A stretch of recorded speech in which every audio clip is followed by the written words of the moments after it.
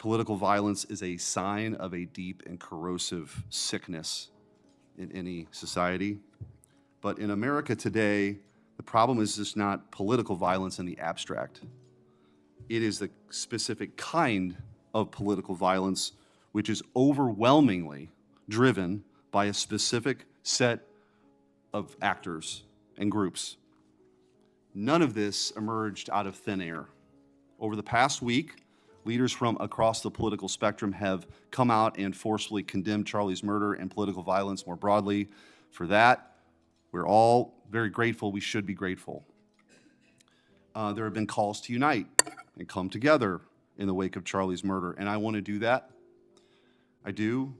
Someday I pray that we can be united as a country again and go forward together as a one people and under one flag, but we are not united.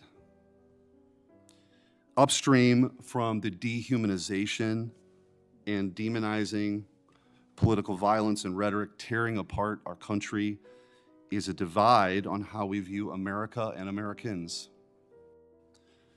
Is America good? Is America evil? Is there something inherently special about Western civilization, or is this 2,000-year project rotten to the core? And if it is something worth fighting for, which I believe, how do we do it? With words and ideas like Charlie did, or with firebombs and assassins' bullets? Political violence is always wrong. Period, full stop. It doesn't matter which side, in the name of any ideology or cause, it's wrong. But in America today, political violence is not a problem that falls equally upon both sides. We have to be honest about this. We must reject an attempt to paint it as some kind of random phenomenon with no particular creed or ideology, a kind of spontaneous insanity, which takes place outside of any broader social context and has no pattern at all. That's wrong. So free speech, yes. Political violence, no. But we have to be honest about what's happening. Already, we're hearing people talk about Charlie's assassination in those terms. We're told that we can't possibly know what drove a killer to plan and carry out a murder of the most prominent conservative activist in America. But that's a lie. We do know.